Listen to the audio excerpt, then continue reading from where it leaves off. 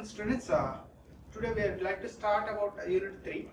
Okay, so already in a previous session we have completed the unit 2. In unit 2 we are mainly focusing on two topics. One is the diesel power plant and second one is the gas turbine power plant.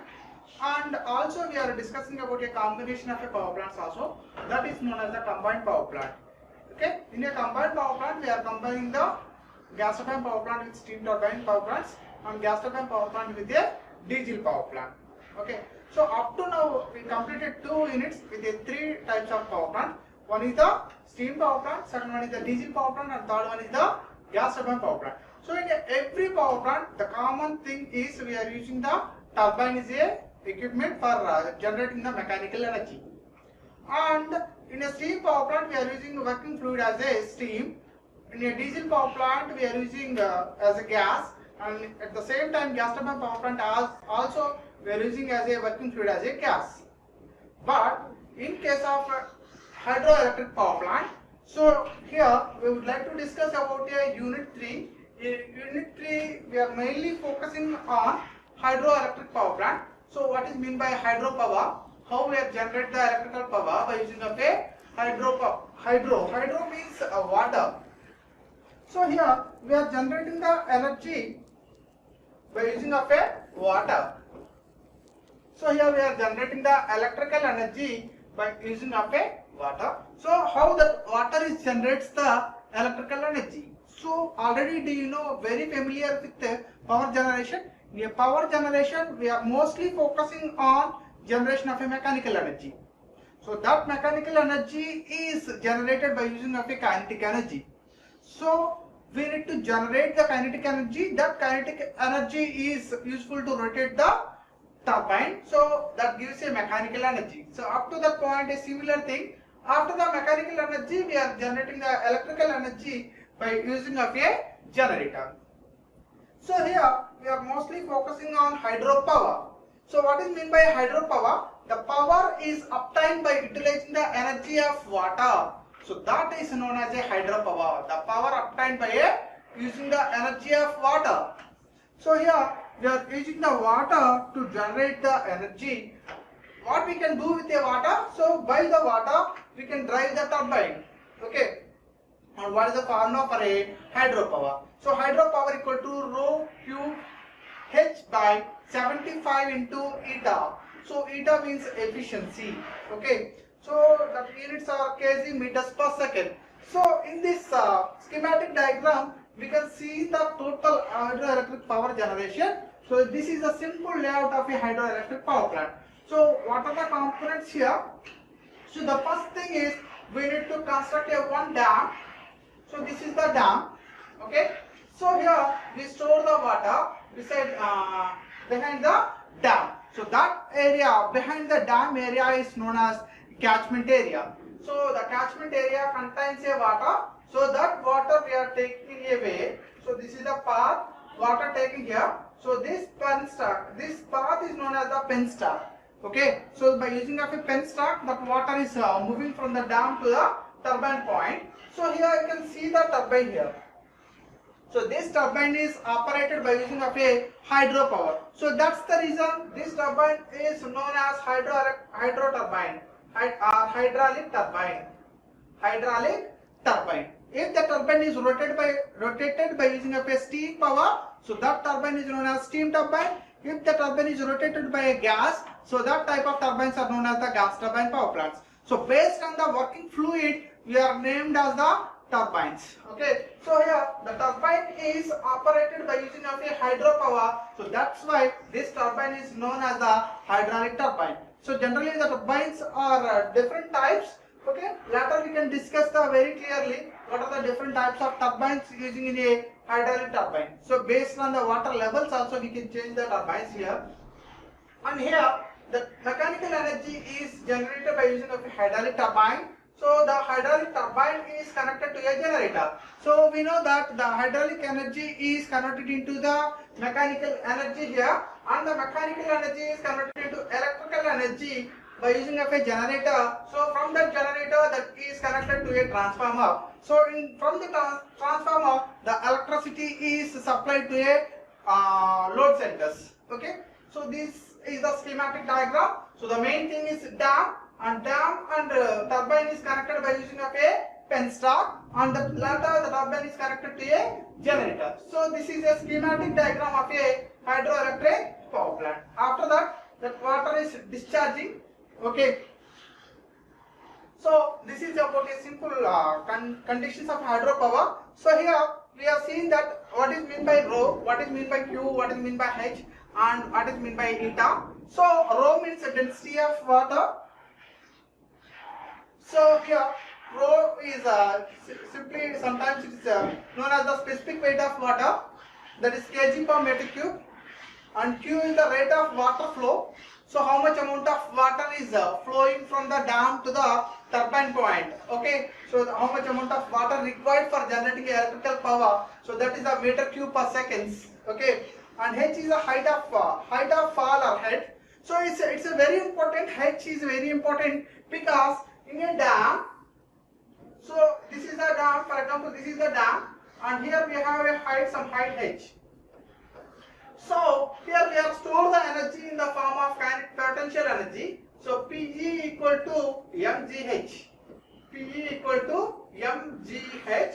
So mass of a water is changes, and g is the gravitational constant, that is a fixed thing, and purely depends upon the height. Okay, so the height is gives the high potential energy. So that potential energy is converted to the kinetic energy by flowing the water through the penstock.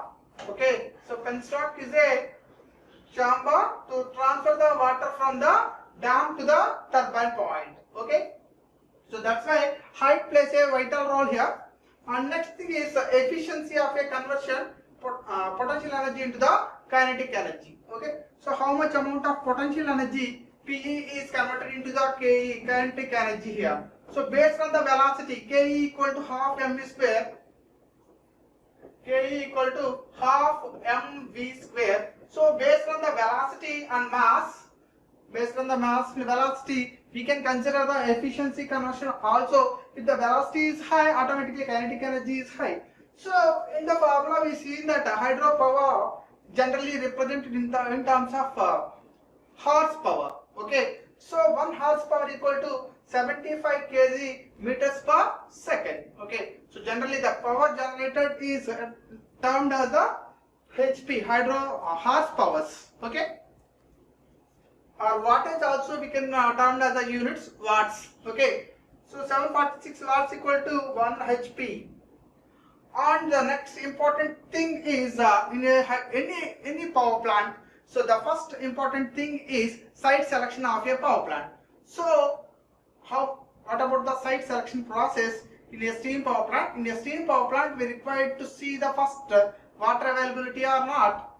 Now the second condition is that stability of length sand is good or not. And second condition is third condition is cost of the land. Like that, in this hydroelectric power plant also focusing on some major parameters. So what are the major parameters? So the name itself, it's a hydroelectric power plant. The first one is the water is availability is throughout the year or not. Water is available. So generally we are constructing hydroelectric power plants in a river flow areas.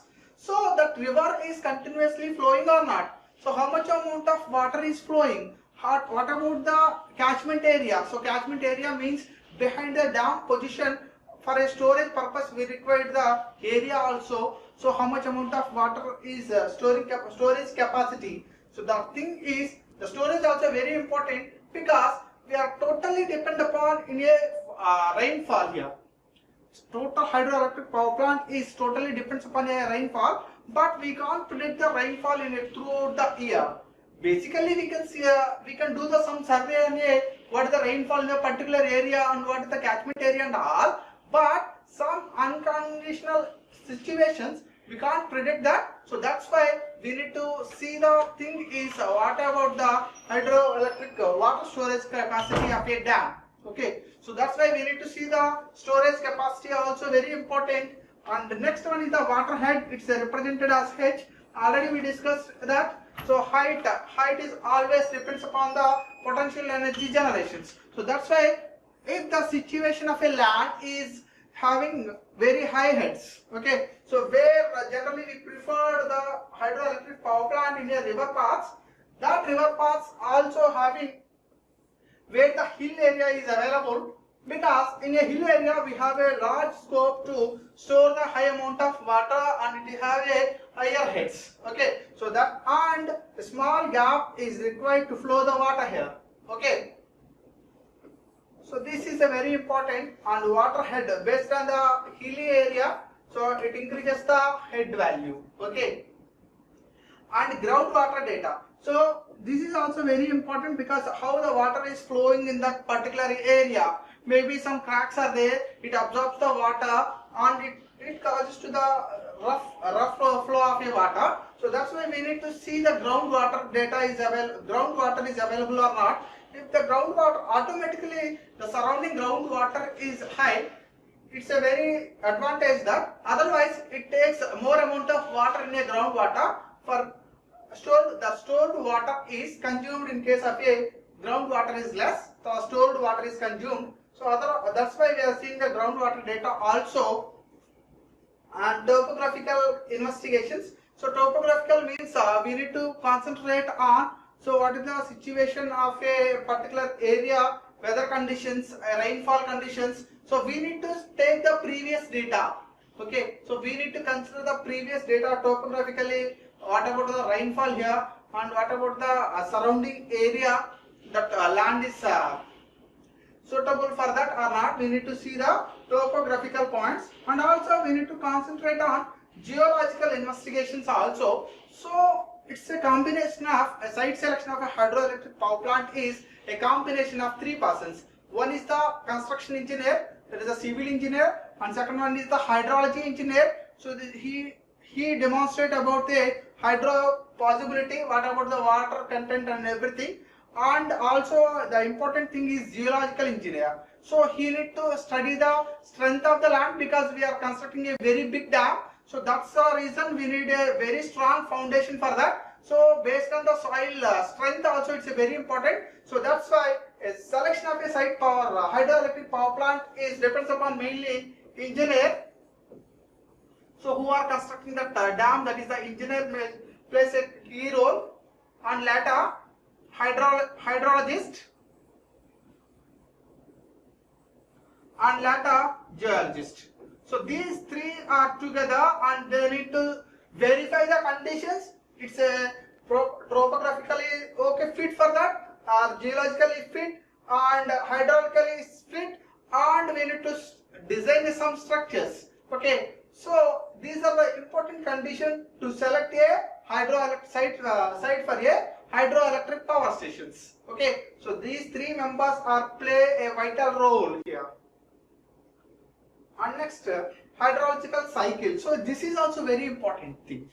So what is meant by hydrological cycle? So in this hydrological cycle, so the first thing is the total hydroelectric power plant is depends upon a rainfall. So the rainfall means how the rainfall is happen. So due to the hydrological cycle only. So hydrological cycle means circulation of water from earth to the atmosphere and getting back to the earth is known as the hydrological cycle.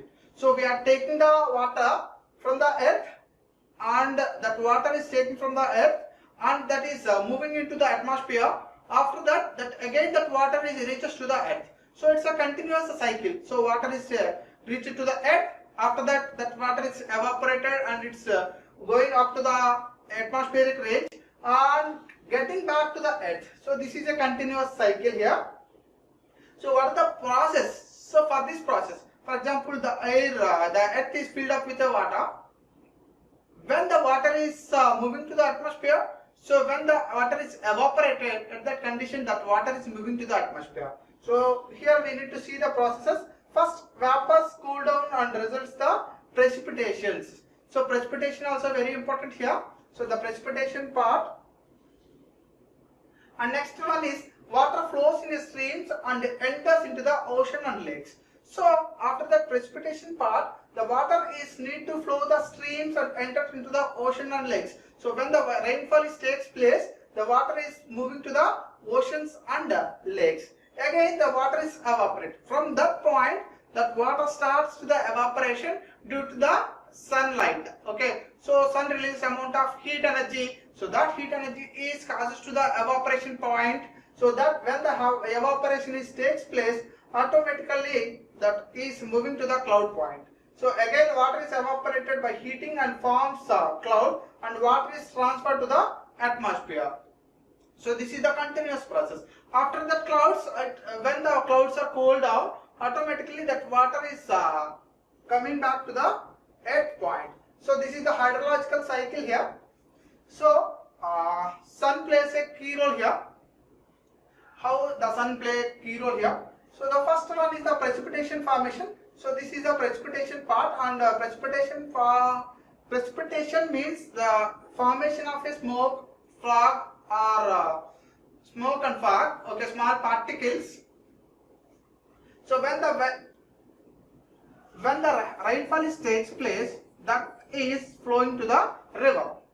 After that, after the rains and all, so the heating of a sun energy, so that water takes evaporation part. So that evaporated part again back to the clouds. So these are the cloudy parts in the atmosphere.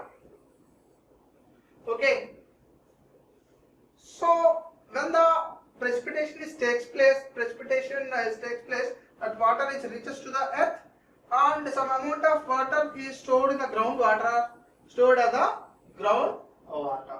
Okay. So this is a continuous cycle here. This cycle is known as hydrological cycle. The water reaches to the earth. First condition is water reaches to the earth. After that, that water is evaporated and reaches to the atmosphere, and return back that water to the earth. So this cycle is known as hydrological cycle.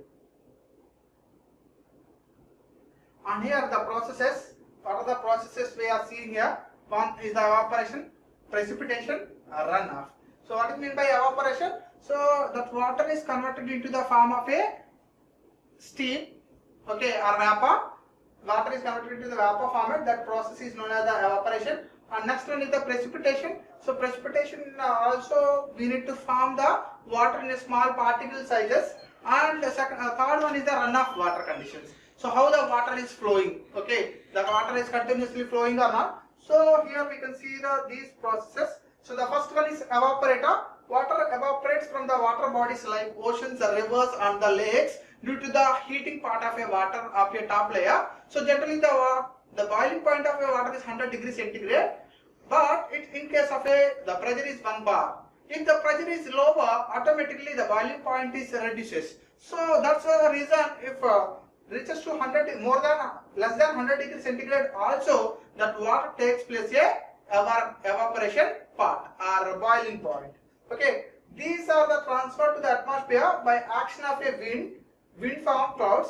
This is called as evaporation. So how the air is vapor is reaches to the atmosphere by using of a wind, it's moving to the clouds. Okay, so this part is known as the evaporation and transpiration. And next one is the precipitation. So fall of moisture from the atmosphere to the surface in any form. Okay, so we need to fall about we can see the small liquid forms, okay, or frozen form. Okay, so precipitation is not a fixed thing. Maybe it is in the form of rain, directly liquid format, or it is in the form of frozen format. Okay, like small ice pieces. Okay, small ice pieces also be absorbed in the rainfall season. So that part is known as the frozen form. Okay, most of the conditions we see here liquid form only. So frozen is very rare part. And runoff means if some portion of the precipitation is not evaporated, is termed as a runoff. Okay, so the total water is reaches to the earth, but some of amount of water is flowing on the earth's surface. So that part of flowing of a water is known as runoff conditions. Okay, so it is the three types of runoff possibilities are there. So see here, so first one is the surface runoff. Water flows on the land. So when the water is flowing on a land, so that type of process is known as the surface runoff. And the second one is the interflow or subsurface runoff. Interflow or subsurface runoff process. So this is filtrates below the surface. filtrates below the surface. So the water is flowing below the surface. Okay, so that type of runoff is known as the subsurface runoff. And last one is the groundwater runoff. So the water is infiltrates deep into the ground. So it is injecting into the ground level. So automatically when we see the groundwater runoff, automatically the groundwater is increases. That means when the water is reaches to the earth, so that water is moving downwards to the earth through the filtration of a ground levels. Okay, so these techniques are known as the runoff process. So totally we have seen the three processes. Okay, on this third one is the runoff process. First one is the evaporation, second one is the precipitation, third one is the runoff process. Okay, is it clear? So today I would like to summarize this session. So what is meant by hydropower?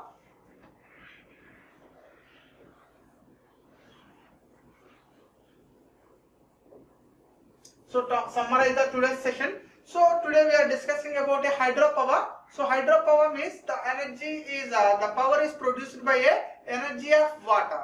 The power is produced by a energy of water. Okay. So here the hydroelectric power plant, in this hydroelectric power plant, so we are getting the energy by using of a water flow moment.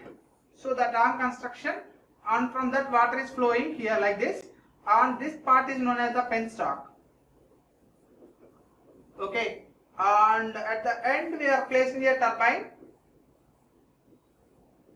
So this is the turbine here, and the water is forces to the turbine. So this turbine is known as hydraulic turbine.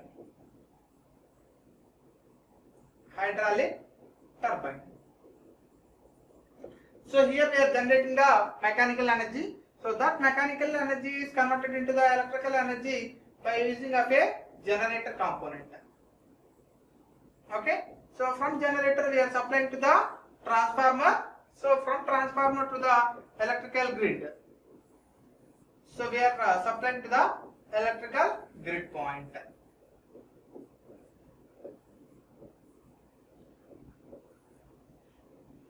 Okay. And second important thing is we have a one formula is there for hydropower calculation, that is rho Q H into 75 into eta. So here rho is the specific weight of water. Generally water specific weight is 1000 kg per meter cube, and here it is a Q is the discharge. Okay, so discharge units meter cube per second, how much amount of water is flow through the process, and H is the head. So units of a head is the meters, and this is 75, a constant number, and this is the efficiency. So the conversion of a kinetic energy into the mechanical energy. Okay. So these are the this power is known as hydropower. Hydropower, and the units are kg meters per second. Okay. So generally the power is units of a power is the HP, horsepower. So horsepower, 1 horsepower equal to 746 watts. So generally we termed as in terms of the wattage. Okay.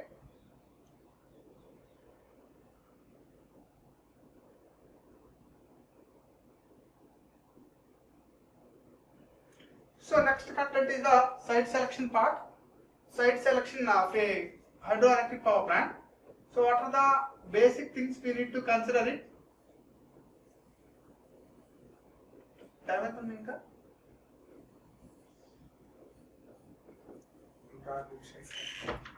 Site selection of a hydroelectric power plant.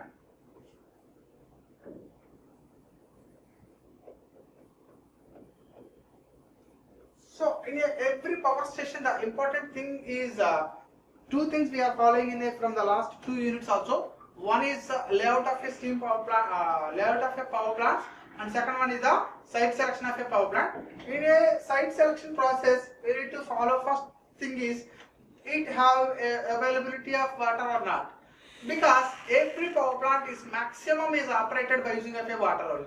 So that's why in every power station, the site selection point of view, the first point is availability of water. So water availability is very important here. Availability of water,